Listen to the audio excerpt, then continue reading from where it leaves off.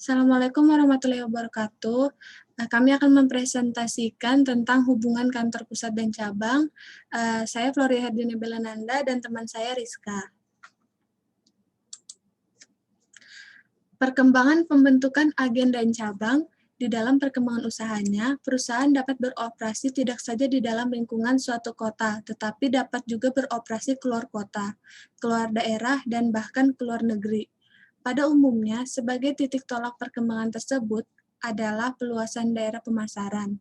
Meluasnya daerah pemasaran ini menimbulkan problema bagi pemimpin perusahaan untuk mencari cara-cara yang paling efektif dan ekonomis dalam melakukan penjualan barang-barangnya. Berbagai macam cara dapat ditempuh antara lain dengan mengangkat perdagangan atau petugas bagian penjualan yang langsung mendatangi para langganan, penggunaan katalogus, dan pengiriman pesanan per pos, dengan sistem penjualan konsiansi dan lain-lain. Tetapi cara-cara tersebut kadang-kadang tidak memenuhi harapan pimpinan berhubungan sangat besarnya perkembangan daerah pemasaran. Untuk mengatasi hal tersebut, maka dapat dibentuk pusat-pusat penjualan di daerah-daerah tertentu yang dapat merupakan sarana untuk mencapai tujuan-tujuan pemasaran atau marketing. Pusat-pusat penjualan yang dibentuk itu dapat berupa agen, agensi atau cabang, branch. Dalam perkembangan selanjutnya, bentuk agen ataupun cabang dapat pula diserahi fungsi selain penjualan juga fungsi pembelian dan lain-lain. 3 bab berturut-turut ini akan dibicarakan hubungan antara kantor pusat dan cabangnya. Dalam bab ini akan dibicarakan tentang hubungan kantor pusat dan cabang-cabangnya di dalam negeri dengan prosedur-prosedur yang biasa atau pada umumnya dipakai general prosedur. Sedang untuk prosedur-prosedur dalam persoalan-persoalan khusus, special problem akan dibicarakan dalam bab 9. Tentang hubungan kantor pusat dan cabangnya di luar negeri akan dibicarakan tersendiri dalam bab 10. Perbedaan karakteristik agen dan kantor cabang. Baik agen maupun kantor cabang yang dibentuk oleh suatu perusahaan, keduanya merupakan sarana untuk memperluas daerah pemasaran. Akan tetapi, terdapat perbedaan di antara kedua sarana untuk memperluas daerah pemasaran tersebut, terutama dalam hal organisasi, manajemen, mekanisme pengawasannya.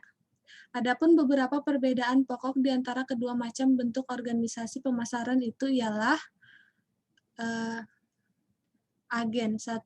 Agen adalah suatu bentuk organisasi yang hanya diberi fungsi untuk menerima pesanan barang-barang dan bekerja di bawah pengawasan langsung oleh kantor pusat. Sedangkan transaksi dengan pihak ketiga dilaksanakan secara langsung oleh kantor pusat. 2. Agen tidak memiliki persediaan untuk barang-barang yang akan dijual, akan tetapi hanya berupa monster, contoh-contoh atau sampel. Barang-barang yang dijual akan dikirim langsung oleh kantor pusat kepada langganan yang bersangkutan. 3. Persetujuan terhadap syarat-syarat penjualan terletak sepenuhnya pada kantor pusat. Administrasi terhadap piutang yang timbul dari penjualan dan pengumpulan piutang yang bersangkutan diselenggarakan oleh kantor pusat. 4. Modal kerja untuk biaya-biaya operasi agen diberikan oleh kantor pusat.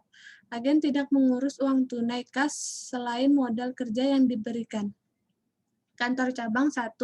Kantor cabang adalah suatu bentuk organisasi yang menjual barang-barang dari persediaan yang dibentuknya baik dikirim dari kantor pusat maupun dibeli sendiri, dan diberi wewenang untuk melaksanakan transaksi-transaksi dengan pihak ketiga, sehingga berfungsi sebagai unit usaha yang berdiri sendiri.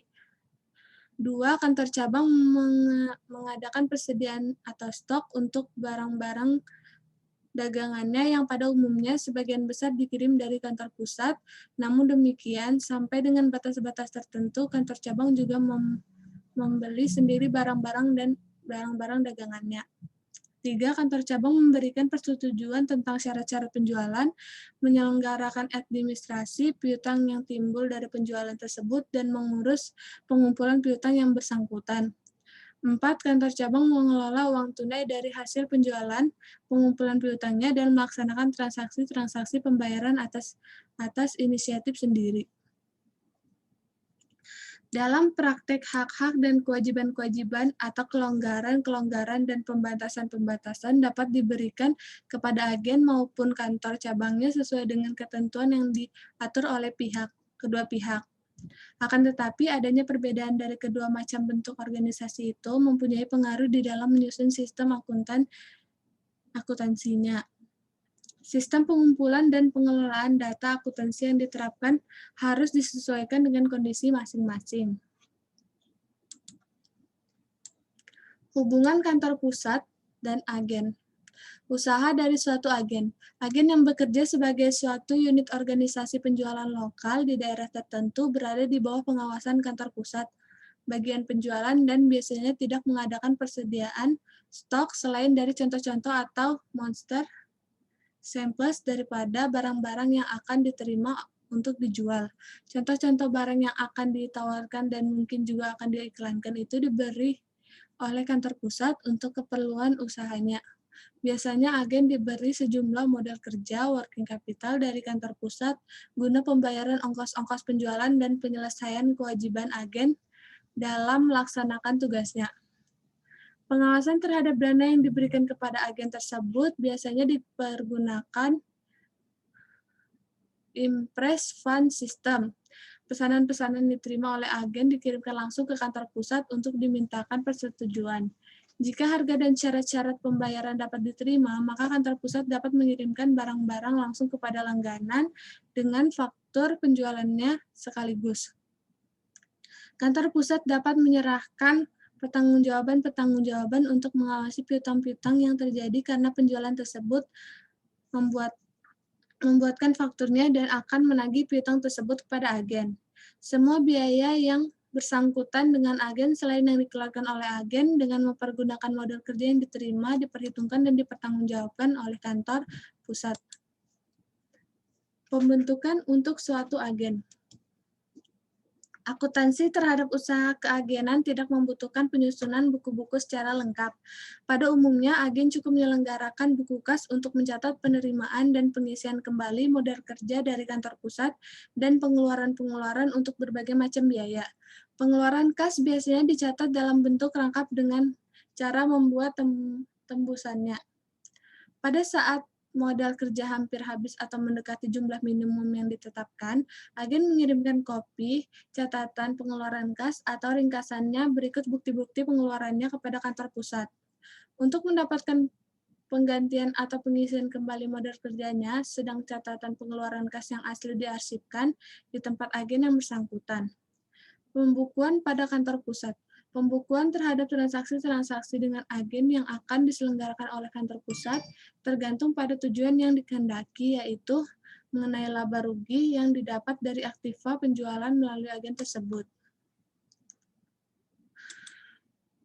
Dalam hal ini terdapat dua alternatif sebagai berikut. Laba rugi yang didapat dari aktivitas penjualan melalui agen, tiap-tiap agen tidak ditentukan secara terpisah. Pada cara ini, laba rugi yang didapatkan dari penjualan melalui agen akan dilaporkan tergabung dengan transaksi penjualan reguler. Laba rugi yang didapat dari aktivitas penjualan melalui agen ditentukan secara terpisah. Pada cara ini, rekening-rekening pembukuan khusus untuk agen, terutama untuk pendapatan dan biaya-biaya yang bersangkutan, harus diselenggarakan. Apabila perusahaan mempunyai beberapa agen, maka rekening-rekening pendapatan dan biaya-biaya pada agen dapat diselenggarakan sebagai rekening kontrol, buku besar, sedang rekening pendapatan dan biaya untuk tiap-tiap agen diselenggarakan sebagai rekening-rekening pembantunya. Lebih jelasnya diberikan contoh sebagai berikut. Hubungan kantor pusat dan agen, pembukuan pada kantor pusat. Laba rugi aktiva penjualan melalui agen ditentukan secara terpisah. Ini hitungannya. Laba rugi aktiva penjualan melalui agen tidak ditentukan secara terpisah, begini hitungannya. Hubungan kantor pusat dan cabang. Telah dikemukakan banyak macam cara perusahaan untuk meningkatkan volume penjualan dan pendapatannya. Penggunaan berbagai macam saluran distribusi, cara penjualan, pembukuan agen-agen penjualan, perwakilan dan kantor-kantor cabang di berbagai tempat untuk umumnya mempunyai tujuan yang sama, yaitu dalam rangka meningkatkan kemampuan perusahaan untuk menjual produknya. Meskipun pada mulanya operasi cabang lebih banyak berhubungan dengan aktivitas penjualan, namun demikian pada akhir-akhir ini nampak adanya gejala untuk semakin memperluas aktivitas yang dapat dicangkup oleh suatu kantor cabang. Karena pertimbangan ekonomis, berbagai macam industri telah memulai menggunakan cabang-cabang sebagai salah satu alat untuk mencapai tujuannya. Lembaga-lembaga keuangan, bank atau non-bank, perusahaan jasa sampai kepada perusahaan industri manufaktur di beberapa daerah yang pada umumnya merupakan cabang, juga merupakan praktik yang lazim di dalam dunia usaha. Apapun sifat dan jenis usahanya, operasi kantor cabang biasanya berada di bawah pengelolaan seorang manajer cabang yang bertanggung jawab langsung kepada top aktivitas dan hasil usaha cabang kepada kantor pusatnya. Karena data demikian penting untuk analisis dan pengambilan keputusan. Administrasi yang lengkap terhadap aktiva yang ditetapkan dan hutang-hutang atau kewajiban-kewajiban yang timbul di cabang juga diperlukan seperti halnya di kantor pusat. Meskipun cabang berusaha dan bekerja sebagai unit usaha yang berdiri sendiri, tetapi tetap dikontrol oleh kantor pusat. Tingkat kebebasan berdiri sendiri diberikan kepada suatu cabang ditetapkan oleh kantor pusat. Kebijaksanaan umum dan standar pelaksanaan yang biasa berlaku bagi dunia usaha juga dilaksanakan terhadap cabang-cabang yang dibentuk oleh kantor pusat. Garis bekerjanya suatu cabang adalah sebagai berikut. Cabang diberi modal kerja baik berupa uang kas, barang-barang dagangan maupun lainnya oleh kantor pusat. Cabang dapat membeli barang dagangan dari pihak ketiga untuk memenuhi kebutuhan permintaan barang-barang lokal yang tidak dapat dipenuhi oleh kantor pusat atau apabila pembelian itu dapat dipertanggungjawabkan secara ekonomis. Cabang melakukan aktivitas penjualan mulai dari usaha-usaha untuk mendapatkan pembeli, mengirimkan barang atau menyerahkan jasa-jasa kepada langganan, membuat faktur penjualan, menagih atau mengumpulkan piutang, dan menyimpan uangnya di dalam rekening bank sendiri. Namun demikian, ketentuan-ketentuan yang sifatnya membatasi keleluasan cabang dapat diadakan dalam rangka pengawasan terhadap aktivitas cabang yang bersangkutan. Misalnya, semua penerimaan kas dari hasil penjualan atau pengumpulan piutang setiap harinya harus disetor ke bank atas nama rekening kantor pusat dan jumlah sepenuhnya sedang pengeluaran kas untuk cabang dilaksanakan dengan membentuk dana kas kecil. Sistem akuntansi untuk operasi kantor cabang. Sistem pengumpulan dan pengelolaan data akuntansi terhadap transaksi-transaksi yang terjadi di kantor cabang dapat dilakukan dengan berbagai cara. Sistem akuntansi terhadap aktivitas kantor cabang pada dasarnya dapat dilaksanakan menurut sistem sentralisasi, desentralisasi, atau kombinasi di antara keduanya. Sistem sentralisasi. Apabila sistem sentralisasi dilaksanakan, maka pembukuan terhadap transaksi-transaksi yang terjadi di kantor cabang diselenggarakan sepenuhnya oleh kantor pusat. Pada cara ini, kantor cabang cukup mengumpulkan dokumen-dokumen dasar seperti faktor penjualan, catatan, waktu kerja, voucher-voucher pengeluaran kas, dan bukti-bukti lainnya yang mendukung terjadinya transaksi. Dokumen-dokumen dasar itu atau tebusannya dikirim kepada kantor pusat untuk dicatat di dalam buku jurnal dan rekening-rekening buku besarnya. Sistem desentralisasi. Pada cara ini, setiap cabang menyelenggarakan pembukuan atas transaksi-transaksi yang terjadi pada cabang yang bersangkutan secara lengkap. Tiap-tiap cabang menyelenggarakan buku-buku jurnal, buku besar, dan buku-buku tambahan pembantu apabila dianggap perlu. Apabila sistem desentralisasi dilaksanakan, biasanya susunan klasifikasi rekening-rekening pembukuan pada tiap-tiap kantor cabang mengikuti dan sesuai dengan susunan dan klasifikasi yang dipakai pada kantor pusatnya. Proses akuntansi pada kantor cabang diselenggarakan seperti halnya pada perusahaan badan usaha yang berdiri sendiri, kecuali bahwa kantor cabang tidak menyelenggarakan memiliki rekening modal.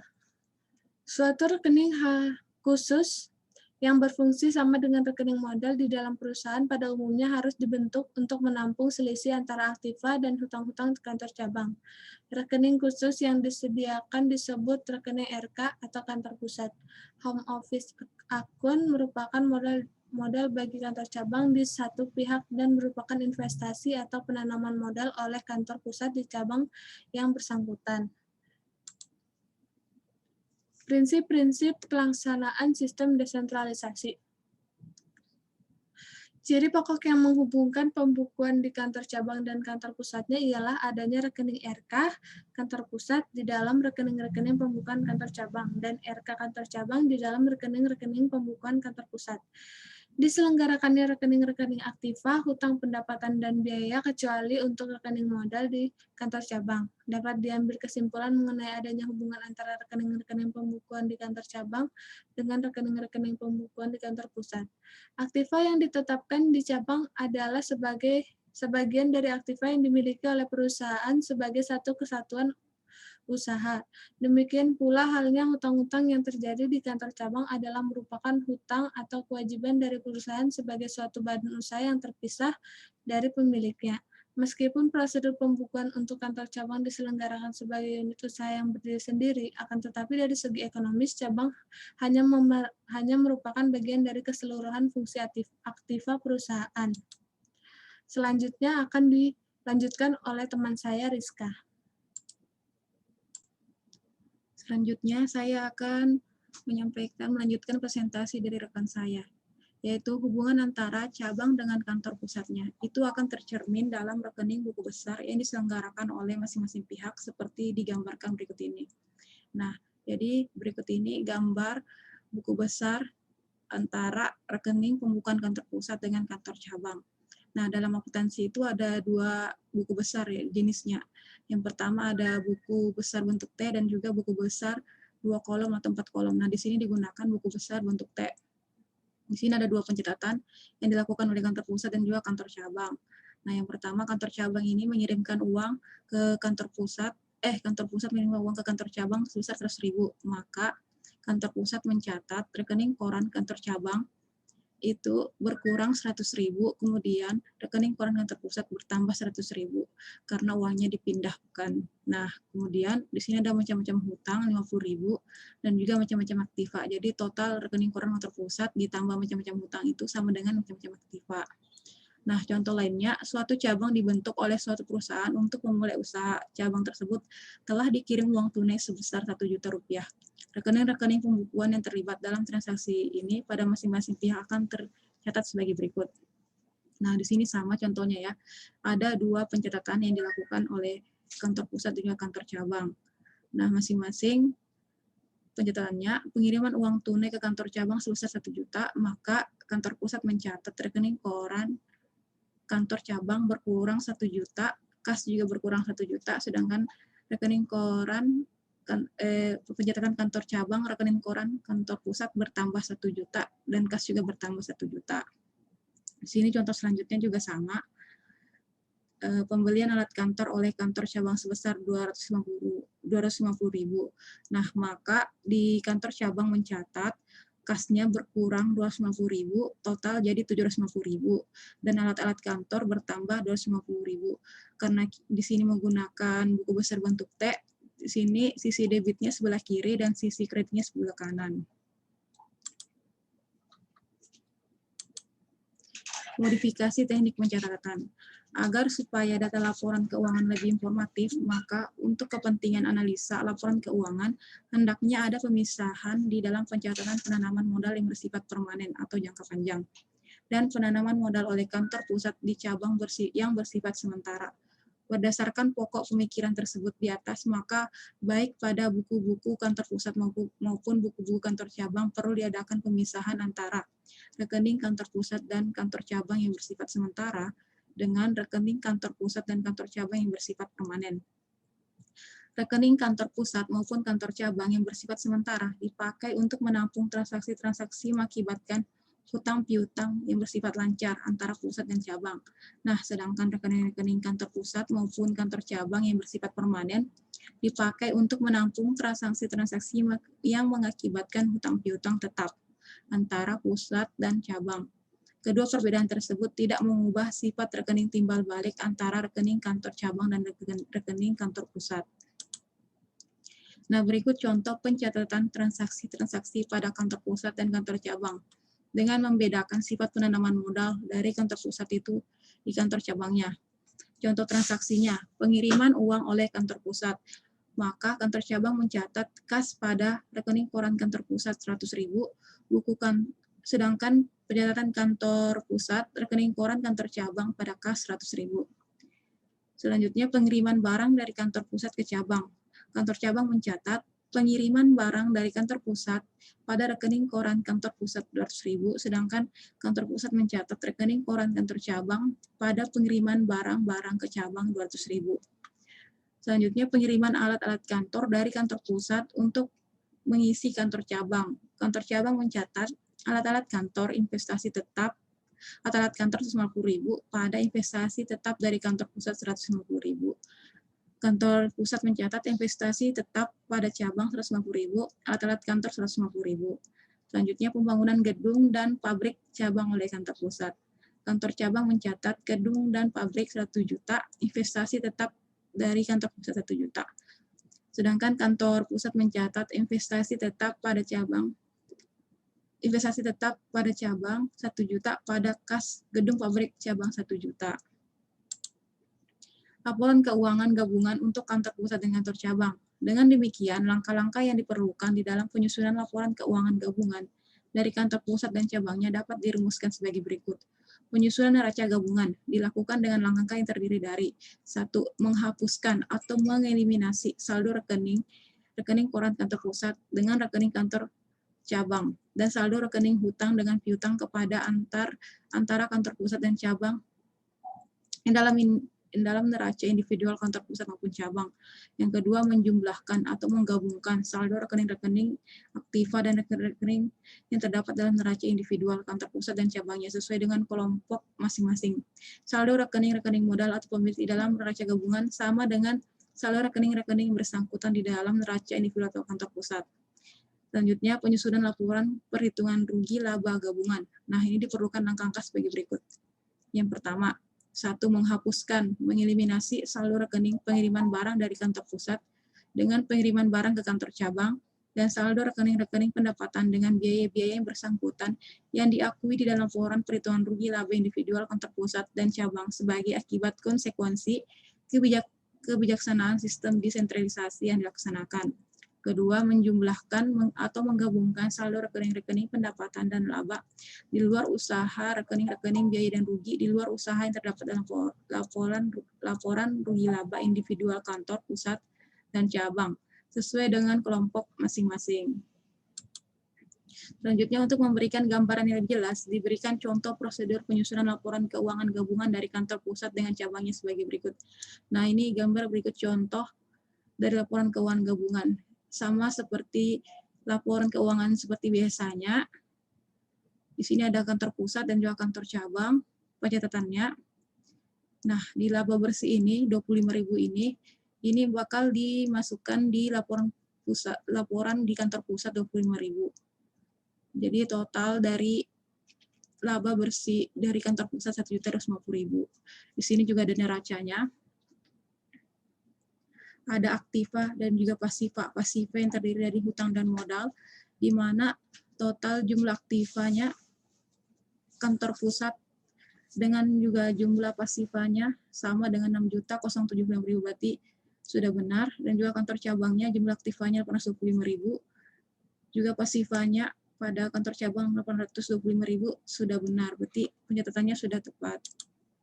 Selanjutnya, daftar lajur penyusunan laporan keuangan gabungan. Nah, untuk mempermudah penggabungan saldo rekening pembukuan yang ada, baik di pusat maupun cabang-cabangnya, biasanya disusun suatu kertas kerja yang berupa daftar lajur penyusunan laporan keuangan gabungan.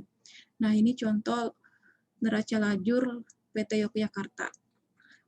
Sama seperti laporan keuangan biasanya, ada catatan yang dilakukan oleh kantor pusat, kantor cabang, dan juga ada jurnal eliminasi, juga laporan rugi laba gedung. Ya, jurnal eliminasi ini digunakan untuk menghapus akun-akun timbal balik antara kantor pusat dan kantor cabang. Jurnal eliminasi ini hanya digunakan untuk laporan keuangan gabungan. Di sini juga ada laporan laba rugi. Nah, ini sama dengan yang ada di neraca lajur, totalnya sama, laba bersih. Nah, laba bersih ini 1.150.000 akan dimasukkan di neraca menjadi laba yang ditahan 1.150.000. Di sini ada total aktiva plus pasiva. Pasiva itu utang plus modal. Totalnya sama yaitu 6.075.000. Maka jika perhitungan dan pencatatannya sudah benar, maka hasilnya ini akan sama. Oke, demikian dari presentasi kami. Apabila ada kata-kata yang kurang dimengerti atau kurang menyenangkan, mohon dimaafkan. Assalamualaikum warahmatullahi wabarakatuh.